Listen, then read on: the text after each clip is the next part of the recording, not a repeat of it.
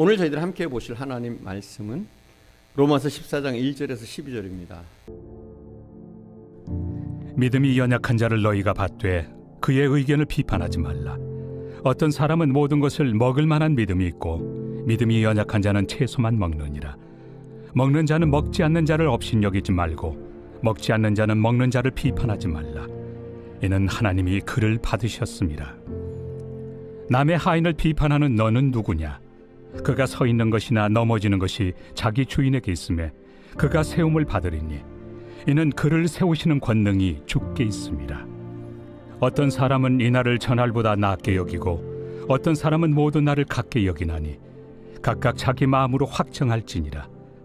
나를 중히 여기는 자도 주를 위하여 중히 여기고 먹는 자도 주를 위하여 먹으니 이는 하나님께 감사하며 먹지 않는 자도 주를 위하여 먹지 아니하며 하나님께 감사하느니라. 우리 중에 누구든지 자기를 위하여 사는 자가 없고 자기를 위하여 죽는 자도 없도다. 우리가 살아도 주를 위하여 살고 죽어도 주를 위하여 죽나니 그러므로 사나 죽으나 우리가 주의 것이로다. 이를 위하여 그리스도께서 죽었다가 다시 살아나셨으니 곧 죽은 자와 산 자의 주가 되려 하심이라. 내가 어찌하여 내 형제를 비판하느냐? 어찌하여 내 형제를 업신여기느냐? 우리가 다 하나님의 심판대 앞에 서리라. 기록되었으되 주께서 이르시되 내가 살았노니 모든 무릎이 내게 꿇을 것이요 모든 혀가 하나님께 자백하리라 하였느니라. 이러므로 우리 각 사람이 자기 일을 하나님께 직고하리라. 우리가 형제를 판단하는 죄를 범하지 않기 위해서 기억해야 될 세 가지가 있습니다. 먼저 첫 번째는 하나님이 그 형제를, 그 자매를 받아주셨다는 사실을 기억해야 됩니다. 하나님이 받아주신 그들을 우리가 어떻게 거절할 수가 있습니다. 두 번째, 각자의 마음에 확정할 문제들이 있음을 기억해야 됩니다. 흑백 논리가 아니라 나의 의견이 다르다고 틀린 것이 아니라 우리에게는 그들을 받아들이고 우리가 얼마든지 다른 생각을 할 수 있다는 사실을 우리가 기억해야 됩니다. 세 번째는 하나님만이 궁극적으로 심판주이심을 기억해야 합니다. 하나님만이 판단하실 수 있는 겁니다. 성경은 인간관계에 관한 두 가지 하지 말아야 할 것이 있다고 가르칩니다. 첫 번째는 사람을 변화시키려고 하는 것, 하지 말라는 겁니다. 물론 변화를 위한 조건을 형성할 수는 있습니다. 환경을 만들어갈 수 있습니다. 그러나 우리가 사람을 변화시키려고 해서는 안 됩니다. 인간을 변화시키는 것, 그것은 오직 하나님만이 하실 수 있습니다. 그래서 우리가 실망하는 겁니다. 사람을 변화시키려고 노력하다 보면 우리가 피곤해지고 불가능하기 때문에 우리가 힘들어지는 겁니다. 그 일을 우리가 하려고 하면 할수록 상대방이 변화되지 않으므로 더 신경이 나고 상대적으로 더 큰 실망과 좌절 속에 빠지게 되어 있습니다. 그것은 우리가 할 일이 아닙니다. 하나님만이 하시는 일입니다. 여러분 기억하십시오. 사람을 변화시키려고 하지 마십시오. 두 번째는 남을 판단하고 비판하는 것, 그걸 하지 마십시오. 왜 판단하지 말고 비판하지 말라고 하실까요? 우선 우리의 판단은 정확하지 않기 때문입니다. 여러분의 판단이 정확한가요? 내가 생각하기에는 이것이 절대적으로 옳다고 할지 모르지만 그렇지 않을 수도 있는 겁니다. 고린도전서 4장 3절에서 5절에 보니까 이런 말씀이 있어요. 제가 봉독해 올리겠습니다. 고린도전서 4장 3절에서 5절. 너희에게나 다른 사람에게나 판단받는 것이 내게는 매우 작은 일이라 나도 나를 판단하지 아니하노니 내가 자책할 아무것도 깨닫지 못하나 이로 말미암아 의롭다함을 얻지 못하노라. 다만 나를 심판하실 이는 주시니라. 그러므로 때가 이르기 전 곧 주께서 오시기까지 아무것도 판단하지 말라. 그가 어둠에 감춘 것들을 드러내고 마음의 뜻을 나타내시리니 그때에 각 사람에게 하나님으로부터 칭찬이 있으리라.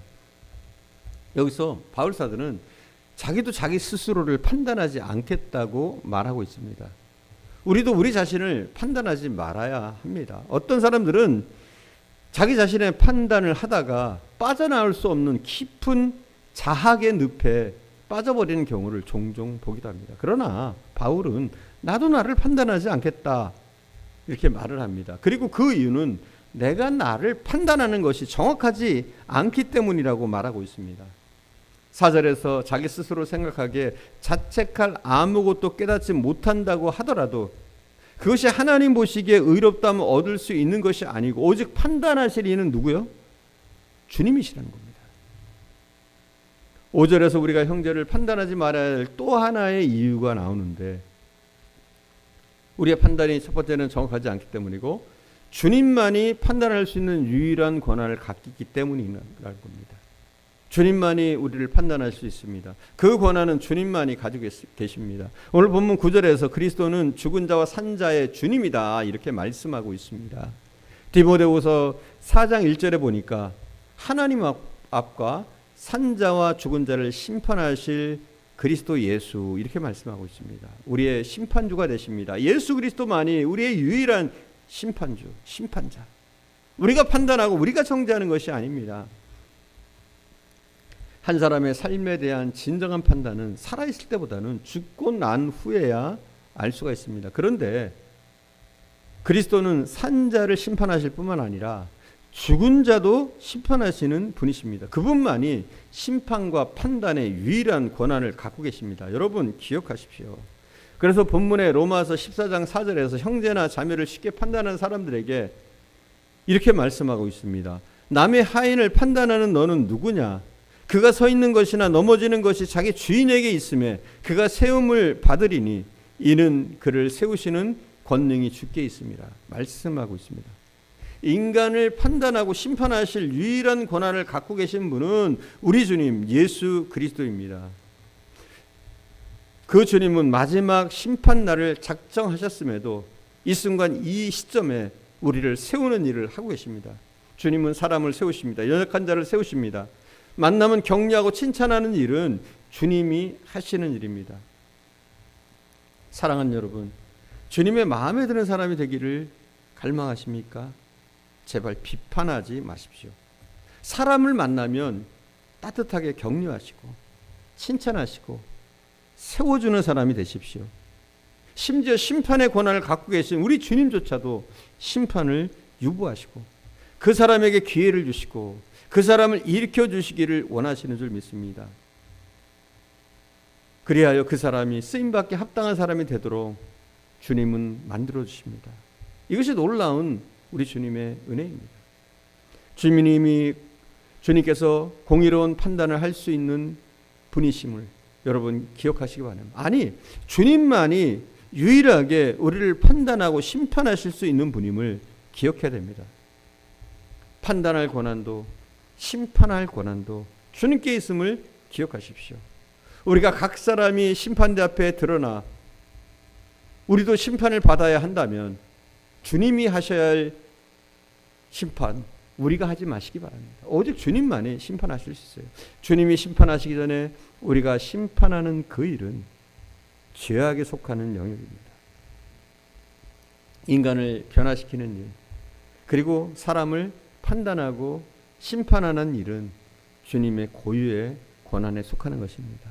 산자와 죽은 자를 판단하실 주님의 심판대 앞에 드러나서 각인이 자기 일을 직고해야 한다면 심판은 주님께 맡기고 우리는 사람을 세우는 일을 해야 됩니다. 다시 잠깐 골프 얘기로 돌아가 볼까요? 골프 치는 사람들은 골프 안 치는 사람들을 비판하셔서는 안 됩니다. 오히려 형제님 참 존경스럽네요. 주일날 예배 드리는 후에도 말씀을 더 묵상하시고 전도하시려고 하시고 병든 자를 심판하시는 형제님의 그 놀라운 신앙을 존경할 뿐만 아니라 저는 형제님이 부럽습니다. 이렇게 우리는 말하는 사람이 되어야 됩니다. 또한 골프 안 치는 사람은 골프 치는 사람들을 비판하지 마십시오. 오히려 이렇게 말할 수 있습니다. 예배드리고 골프까지 치신다고요? 그렇게 하고도 신앙생활을 잘 유지하시는 거 보니 너무나 존경스럽고 부럽네요. 골프 치니까 건강에도 좋으실 테고 너무나 부럽네요. 제가 아무래도 집사님보다 빨리 하나님 곁에 갈 것 같네요. 제가 혹시 떠나더라도 건강한 집사님이 저희 교회를 계속 지켜주시기 바랍니다. 이렇게 말씀해 주실 수 없을까요? 우리는 서로 격려하고 서로 세워주는 일을 해야 합니다. 교회 역사를 보면 그리스도인들이 우습지도 않은 일로 싸우고 논쟁하고 교회가 무너졌던 일들이 많이 있습니다. 제가 이런 얘기를 드린 적이 있는지 모르겠네요. 어떤 교회가 교인들이 열심히 헌금을 해서 교회를 건축했습니다. 건물을 지어놓고는 입당하기도 전에 분열이 일어나고 말았어요. 그 이유는 강대상의 카펫의 색깔을 어떤 것으로 할 것인가, 이것 가지고 대판 싸움이 일어났습니다. 이렇게 하다가 교회가 입당도 못해지고 쪼개져 버렸습니다. 여러분, 중세시대 이런 일이 허다합니다. 쇼를 하는데 흰색을 해야 되느냐, 빨간색을 해야 되느냐, 보라색을 해야 되느냐, 아무튼 이런 진리와는 상관없는 이 비진리의 문제 때문에 교회가 다툼이 일어나고 무너진 적이 한두 번이 아닙니다. 아무 일도 아닌 것 가지고 흥분하고 비판하는 사람들이 우리 주변에도 있을 수 있습니다. 제가 헤아림 교회 왔을 때 이런 유사한 일들이 있었어요. 아무 일도 아닌 시시한 것 가지고 흥분하는 사람들을 보면 진짜 흥분해야 될 복음의 문제에 대해서는 어떻게 생각하고 있는지, 내가 복음을 어떻게 전해야 될지, 생명을 어떻게 살려야 될지, 세계 선교는 어떻게 해야 될지, 내가 더욱더 어떻게 하면 주님을 닮아갈지, 이렇게 말씀에 입각해서 주님의 제자로 더욱더 닮아가려는 노력들은 하지 않고 사소한 것 가지고, 굳이 그것은 진리와 비진리가 아닌 문제 가지고 화를 내고 비판하고 큰 소리치는 그런 모습들이 바로 교회를 무너뜨리는 원흉이 되어줄 수 있습니다. 저희 교회는 판단본다는 우리가 격려해주고 더욱더 분별할 수 있는 저희들 되어줄 수 있기를 간절히 축원드립니다. 기도하겠습니다. 사랑하는 주님, 우리 헤아림 교회는 더욱더 하나 되게 하시기를 원합니다. 우리가 누군가를 변화시킬 수 있다고 생각하지 않게 하시고, 오직 누군가를 판단하고 심판하는 이는 예수 그리스도의 뿌림을 우리가 시인하게 하시기를 원합니다. 우리의 판단은 정확하지도 않을 뿐더러 우리가 판단하는 것은 월권 행위인 줄 믿습니다.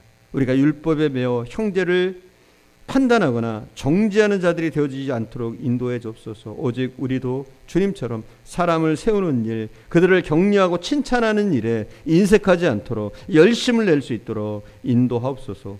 오늘도 함께 하시는 주님께 감사드리며 우리 구주 예수님의 이름으로 기도드립니다. 아멘.